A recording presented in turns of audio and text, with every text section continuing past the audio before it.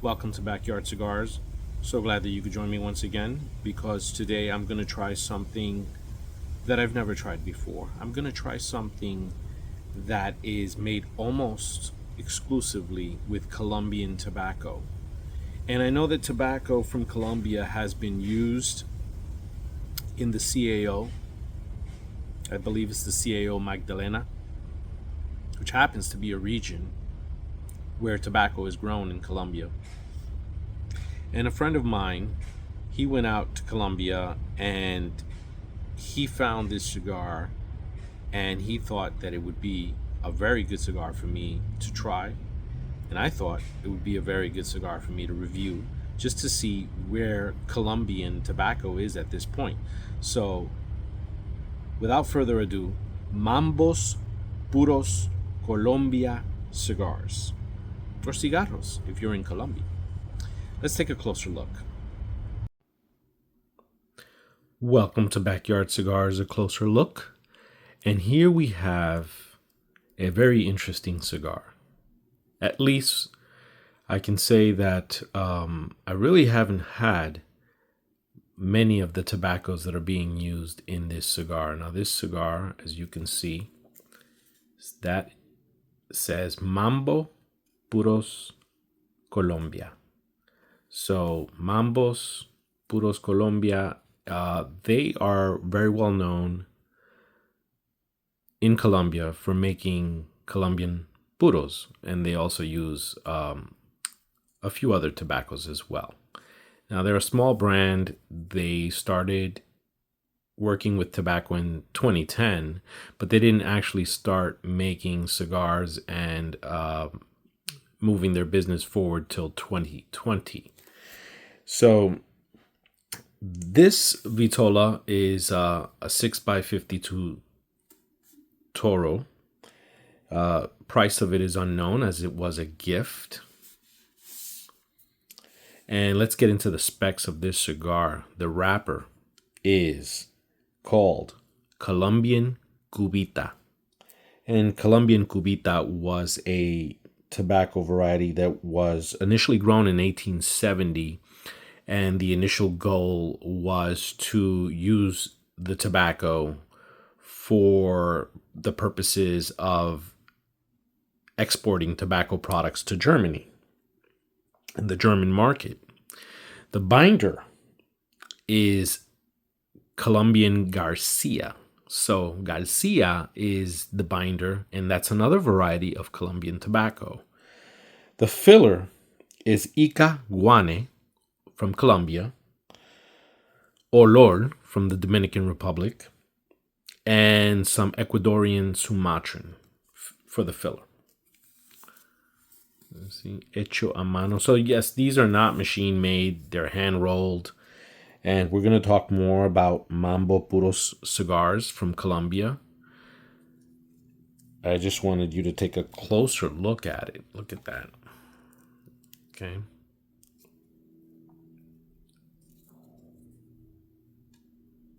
Okay.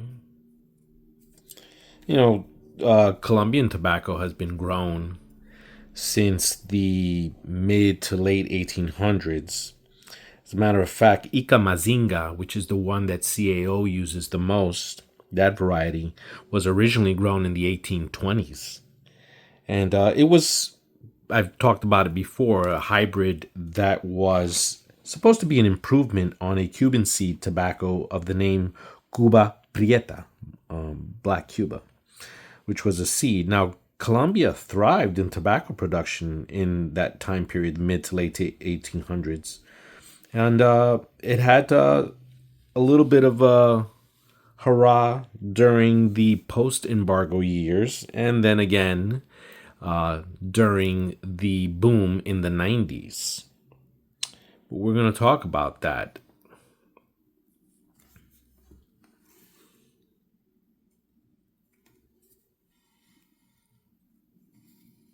Well, rainy. There we go.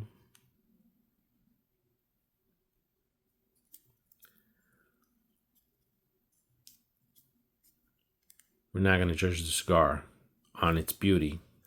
We're going to judge the cigar on what it tastes like. So let's go do that.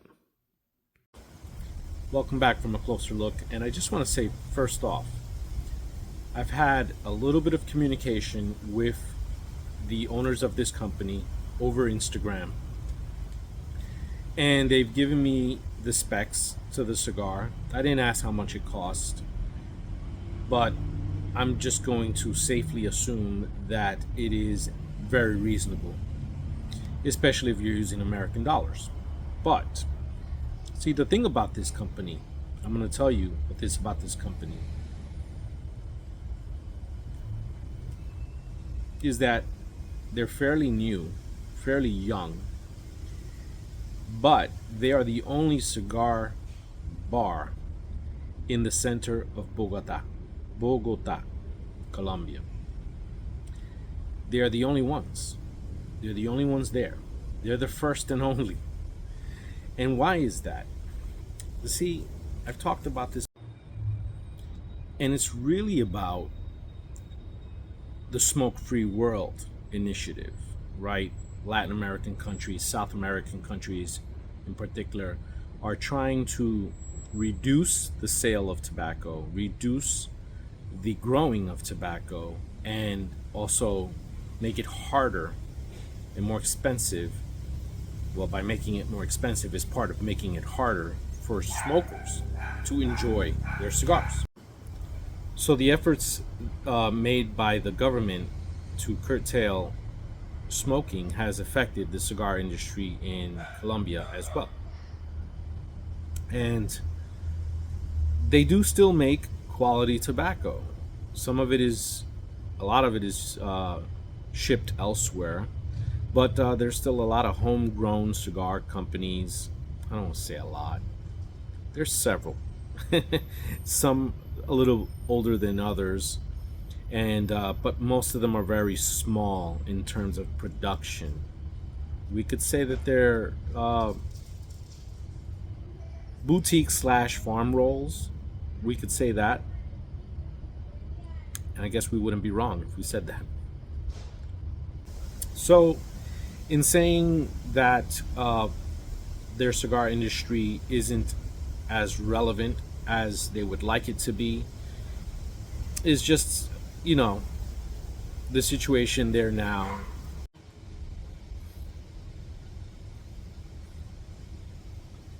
I've never tasted the majority of these tobaccos. There are a lot of small companies that are using very well-aged tobacco. I have tried other varieties of Colombian tobacco, just not these. There are many, by the way. Their Agricultural Institute,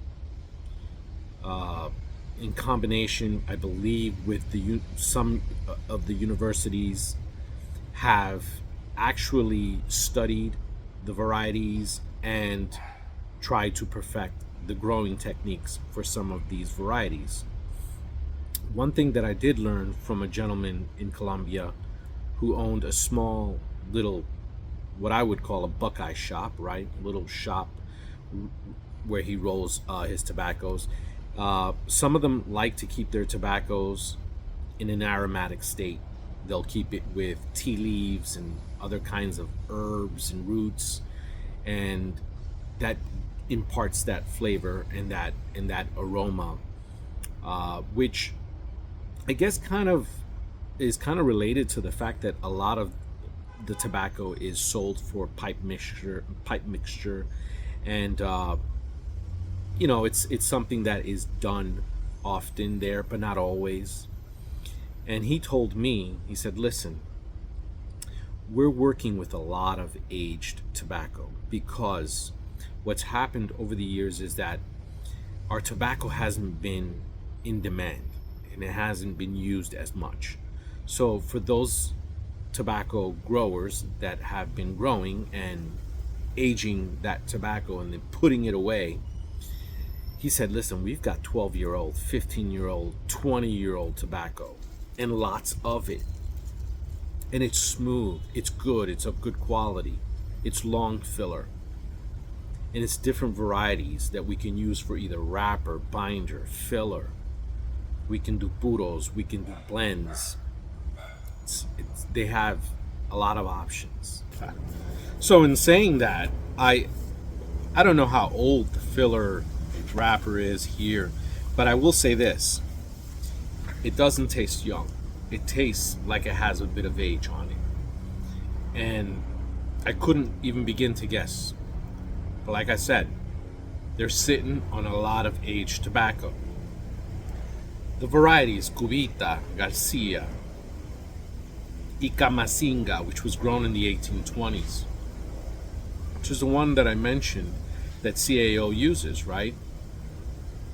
You know, in the indigenous, and I go to the indigenous side of this because Colombia, of course, has a large indigenous population, and they believed and still believe that tobacco is sacred, and there are rituals, just very much like Native Americans and Indians and natives of the Caribbean. They did believe that tobacco was sacred and it was used for religious purposes. Now, Mambo Puros, they are actually writing a book on the history of Colombian tobacco. And I got a sneak peek at it, and I got to tell you, it's highly interesting. It's a good read, but it's going to need to be translated because right now it's being written in Spanish. And I found it very interesting what I was reading in terms of their society, how tobacco is viewed, the production of tobacco, the quality of tobacco. In the 1800s, they had a hurrah. I mentioned that. And I mentioned the post-embargo. And I mentioned the boom. Now, during post-embargo, when a lot of American companies ran out of Cuban tobacco, or even before they ran out of Cuban tobacco, like I've said many times, they were scouring the earth for the next type of tobacco that they could use, something sustainable. And of course they went to Panama, of course they went to Puerto Rico, of course they went to the Dominican Republic, which was not yet developed. Of course they went to the Canary Islands and Nicaragua and Honduras. And initially Honduras was it. It wasn't Nicaragua, right? It was Honduras. That's where everybody hitched their horse to, Honduras. But political instability and so forth, it kind of made it difficult to continue business there the way they wanted to. There's a lot of history there, but basically Colombia was another one of these places where General Cigar and other big companies were going to find tobacco, and they were pleased with the tobacco that they found in Colombia. And a lot of these Caribbean basin cigars from the 1960s and 70s contained a lot of Colombian tobacco. Some of it was short filler, some of it was long filler. They grow a lot of short filler because the majority of their tobacco is being used for cigarettes. And they're not trying to keep it in-house. Like I said before, they're trying to reduce the production. And when they do produce, like I said, it hasn't necessarily been in the best interest of cigars. And but look, there was a time in the 1800s when in Virginia, they would buy Colombian tobacco and use it as filler. And people within the industry were lobbying for the continued pursuit of Colombian tobacco. Some experts even said that it was as good as Cuban tobacco. But as much as I've been talking, I've yet to discuss what I'm tasting. And I gotta say, I am pleasantly surprised. I'm above pleasantly surprised. And I don't, it may be my facial expressions are not showing it so much because I'm having a difficult time recording this video because of outside interference, noise, and so forth from the neighborhood and the neighbors. And so it's a little stressing to me when I'm trying to get out sentences, trying to formulate sentences, trying to build this, and I'm keep getting interrupted. So if you don't see the excitement in my face, it's because of that. But believe you me, the combustion on this cigar is really good. I loved the way that when I lit it, from the second I lit it, it just, there was no difficulty in puffing on it with the draw or anything, or just getting it going, right? Like it got going right away. And I like that, because sometimes some cigars you've got to wait for it to kind of, work its way through that half inch. And this cigar, just right away. Could it be that they're using some short filler? I don't know. But what I will say is that it's been sweet. It's been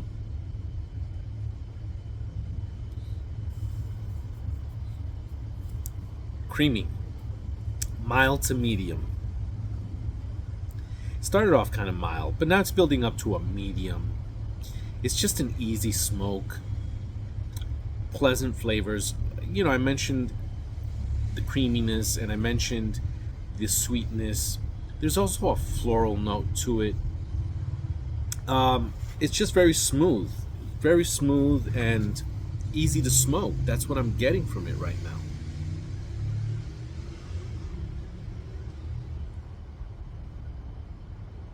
Yeah. Can't say much about the aroma. The aroma's not really hanging in the air like that right now. But actually, I stand corrected. I just got a hint of the aroma. It could just be me. There's a lot of leaves out here, and sometimes the sinuses will act up a little bit. But yeah, there's a sweet scent in the air. And that's typical of these varieties, of these indigenous. And what I was trying to get to was, in regards to the indigenous people, is that a lot of these tobaccos were grown by the indigenous people of Colombia. There are varieties that were cultivated by them. I mean, in the case of the Icazinga, that was something that, of course, it was developed later on more so by the Agricultural Institute and so forth, studied by the universities. But the Icazinga was, like I said, it was originally a hybrid of a Cuban seed. So, but the native varieties that are being used here, the indigenous tobaccos, they're just, they've been around for a long time. And I can say right now that I'm enjoying it. I personally don't think there's short filler in here.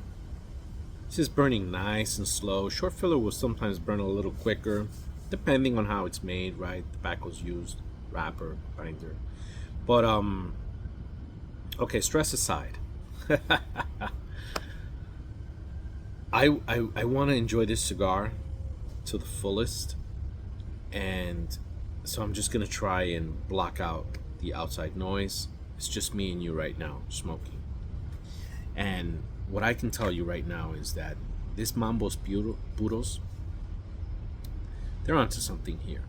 There's a nice floral note throughout the cigar. There's a nice sweetness, a nice creaminess, but it's not too much of anything. It's very well balanced. The ash doesn't hold very well, which is another thing that someone might say. Maybe there's some short filler in there, but no, there's long filler that doesn't hold the ash very well either. But I like how smooth this is. To me, this is box worthy. Look, I haven't even gotten anywhere near as far as I normally do before I make a decision, or before I inform you, the viewer, of what I think of the cigar I'm smoking. I usually wait a lot longer, even if I'm liking it a lot, which I will say I'm liking the cigar or whatever, but the jury's still out. In this case, I just feel like right now I'm enjoying it to the fullest. I mean, it's just smoking so well.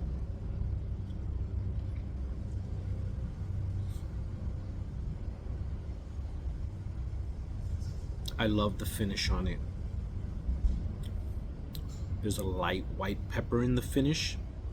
It's very mild white pepper. I just really like this. I really do. This is unique. It's different. If you smoke something like this, you're not going to go away thinking, like, what does this remind me of? Does this remind me of Nicaraguan tobacco? Does it remind me of Honduran tobacco? No. It's not going to remind you of any of those things because it's not like them at all. It is really distinct. It's its own thing. And I've always felt that about Colombian tobacco, the few times that I've had it, is that it's very distinct. You know, you take something like Puerto Rican tobacco, which a lot of people haven't tried, and I have tried a lot of, and you think there are a lot of similarities to the Cuban tobacco. With Dominican tobacco, it's pretty much its own thing, but there are times when, you know, Dominican tobacco can remind you of other tobaccos. It can, for some people. For me, I think Dominican tobacco is also its very own thing, its very own flavor profile. But there are similarities sometimes between certain tobaccos, and I'm just not finding any right now for this type of tobacco. This Colombian tobacco is extraordinarily unique, and I can see why people have been raving about it in today's days, because CAO made a big thing about it, right? It still sells pretty well. It's still in production. I think one of them may have been discontinued because I think they had 2 or 3 versions. But in the 90s, there was another amount of more interest in the Colombian leaf because people needed more tobacco. There was a boom, and people just didn't have the tobacco to keep up with the demand. So the interest in Colombia returned, and there was a company by the name of Antonio y Cesar, and I think they started out, 94, 95, something like that, and they were making strides, and they were getting recognition, and a lot of people were raving about their cigars. They were using primarily Cuban tobaccos, and in some cases they were just using Colombian tobaccos. They were using primarily Colombian tobaccos, and in some cases a lot of their cigars were just a wrapper from Colombia, and then using other tobaccos like Sumatran and Dominican for the fillers and the binders. About to turn on the lights right. I think another thing I like about it is that it's such an easygoing cigar. A beginner can love this, an aficionado can love this. And when I say love this, I mean love this. I really do think this is a cigar that is very lovable. I don't say this, I have no relationship with Mambo Puros. I just found out about them a few months ago when I got this cigar as a gift. And I just reached out to them just to get information on, whether it was a Colombian puro, whether, what they were using. And I was kind of stumped when they gave me the specs, because I'm like, I've heard of Cubita. I've heard of it. And I heard, I knew the fillers, some of the fillers that they were using that weren't Colombian, of course. But I hadn't heard of Garcia, and I hadn't really, there's another tobacco, the Guane, Icaguane, which they use in the filler for this as well. And it's another indigenous tobacco. The Guane people were indigenous people that lived in, I think, the central part of Colombia. And I don't think that they're around anymore, but their tobacco is still around. This tobacco that they work so hard on, and there's a whole history with that group of people, that group of indigenous people, and the fact that the tobacco is named after them is another thing that I found to be quite interesting. It's just something completely different, and I think, of course, unless you travel to Colombia, you're not going to get a chance to try this. But a lot of us travel, right? And we go around, we travel, and we often find cigars from, the local shops, and we run into issues with poor quality cigars or fakes of a certain kind, whatever. Or we just, don't find the right shop that is going to give us something really good to smoke.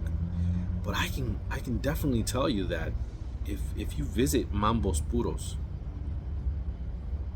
you're gonna find something good. I mean, they've got a variety of cigars in different vitolas, and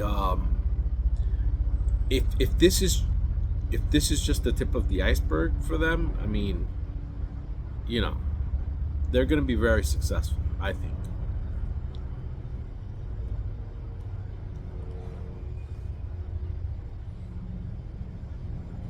Little bit more pepper. Still, an earthy floral note is developing.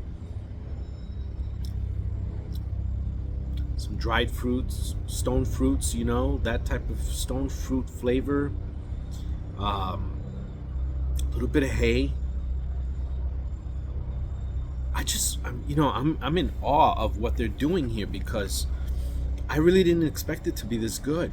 No offense, no offense, no offense, Mr. Mambo. I didn't think your cigar was going to be this good, and I'm a little bit surprised right now. So I'm kind of like just letting it set in, the surprise. I'm not used to feeling this surprised about a cigar. A lot of us, our empirical knowledge of cigars will drive what we look for, what we purchase, and sometimes we'll look at a cigar and just from the specs, the maker, we get a very good idea of what we may or may not look forward to in that cigar. But when you're talking about a cigar that you know very little about the varieties of tobacco used, very little about the country or what their tobacco industry is like, you're left kind of wondering, dud or spectacular, which is, it's bordering on spectacular. I don't want to go crazy and say this is, the best cigar I've had all year or anything like that, but it's very good. It's of a high quality.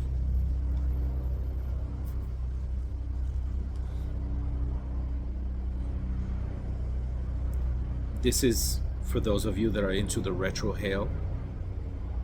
You're gonna love retrohaling this. You get a little extra flavor in that retrohale, and it just develops wonderfully. It's a true medium at this point, and again, burning very slowly, which I like because when you get a cigar that's enjoyable, that you're enjoying, whatever cigar that may be, and if it starts to burn very quickly, and I know that sometimes certain cigars will start to burn quickly and then slow down, but if you've got a cigar that you're enjoying from the very beginning and it starts to burn quickly, you kind of get a little sad, right? Because it's it's gonna end a lot sooner than you might have wanted. But in this case, it's going at the pace I would like. Enough for me to savor it, to just enjoy it, and not worry about the burn line at all. The construction's good. I know the wrapper wasn't the prettiest. It wasn't. So what? It's what you taste that matters. It's not a beauty contest.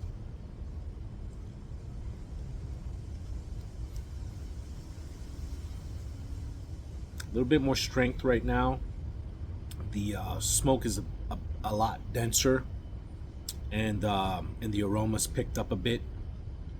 It's not too windy out here. It's about 75, 80 degrees, and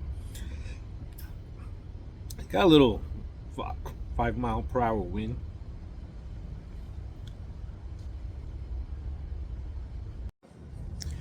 This is me just interrupting the video to say that I am apologizing for constantly saying Mambos Puros instead of saying the name correctly, which is Mambo Puros Cigars or Mambo Cigars. But I've seen Mambo Puros Colombianos. Uh, Mambo Puros Cigars is just fine.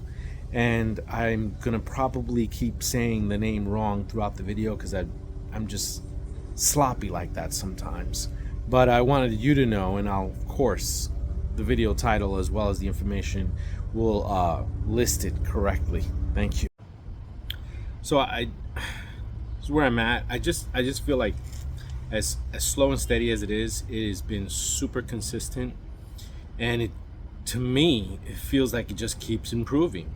It just keeps, it's like I think of something that I want out of it, and it reads my mind and it kind of gives it to me.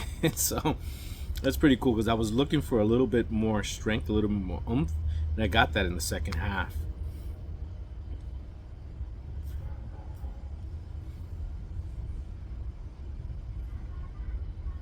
I wish I would have had more of these. Honestly, I'm gonna tell him next time you go out there, just bring me a box. I'm just saying that because that's just how I feel about it right now.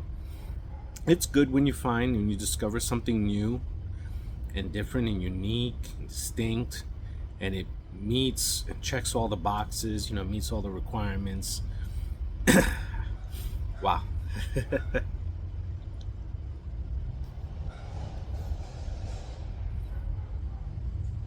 Yeah, it's like it's got that creaminess, it's got that the floral note is still there, the earthiness is still there, the white pepper, the slight sweetness. It's not as sweet as it was, but it's still giving you those sweet hints. It's hard to describe it as well sometimes because it's just a different tobacco experience, different cigar experience than what you're normally accustomed to. Most of us are accustomed to, and I think I can speak for most of us, we're accustomed to buying Nicaraguan cigars, Nicaraguan blends, Dominican, of course Cuban for those of us that can, have access to them and they can buy them. And then you've got these little tobaccos that we dabble with, right? But in America, we've got our Connecticut broadleaf, we've got our Connecticut shade, we've got Ecuadorian Sumatra that we smoke.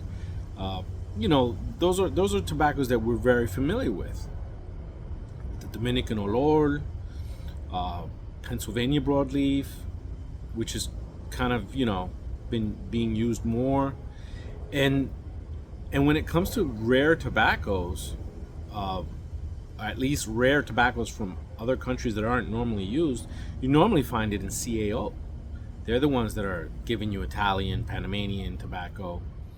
And there's some other cigar makers that will use Colombian and will use Panamanian as well. I know that Alec Bradley, when they were Alec Bradley, had a few where they used Panamanian. I think it was their Dirty Hooligan or something like that. There's a few. They're slipping my mind right now, but there's one in particular. His name is Guillermo, and he has a company that is very well known. I think Gran something. I'll write it in the notes. But it's a father and son team. You see these cigars offered in bundles, discounts, sales, and Gran Habano, I think it is. I'm not sure, but he also uses Colombian tobacco, and he's talked about his travels to Colombia and getting Colombian tobacco. And I've also heard other stories from, I would say, going back into the 1950s and 60s of cigar men who would travel to Colombia and buy the best tobacco they had. What they did with it, I don't know. CAO was the first prominent company to use it in a cigar in our modern times. But it's been used along the way, sparingly. nonetheless, but it's been used.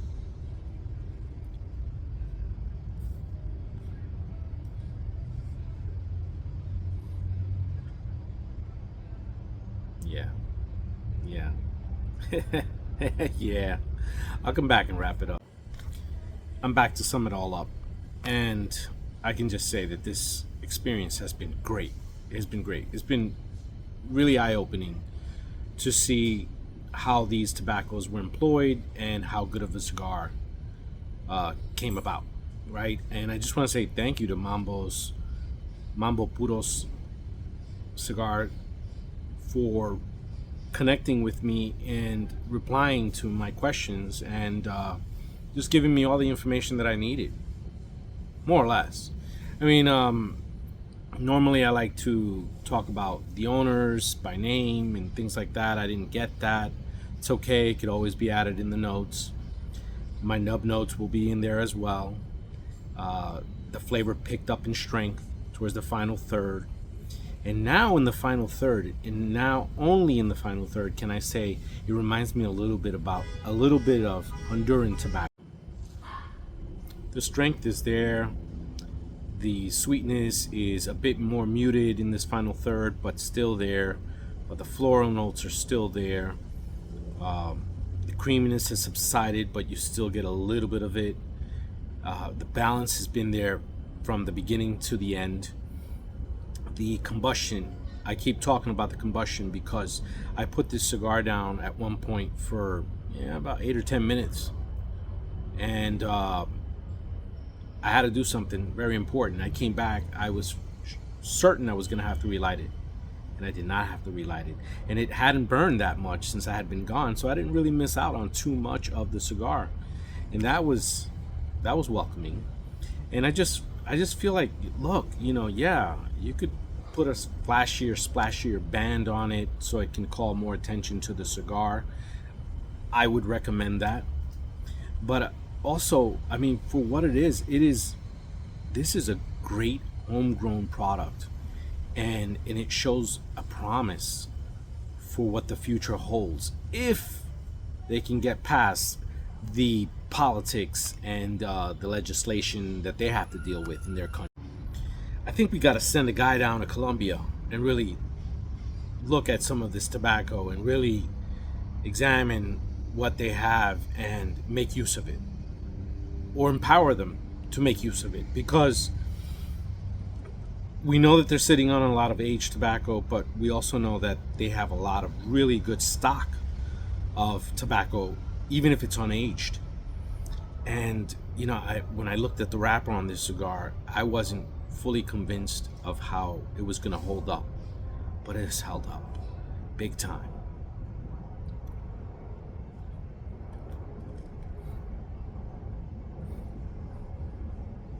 Delicious, dense.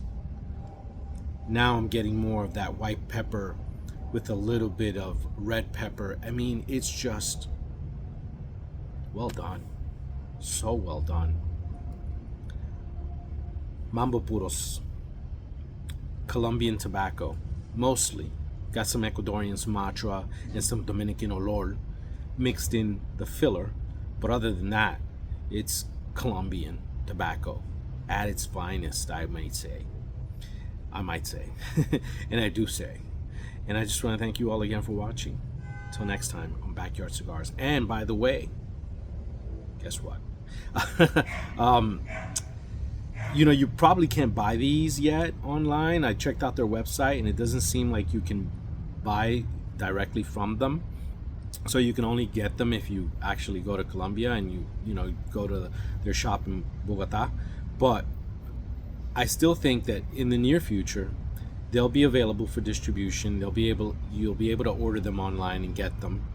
And just keep tabs with them on Instagram and stuff, and you'll find out more about their brand and how available they will become when they expand, because I just can't see them not expanding if they keep doing this.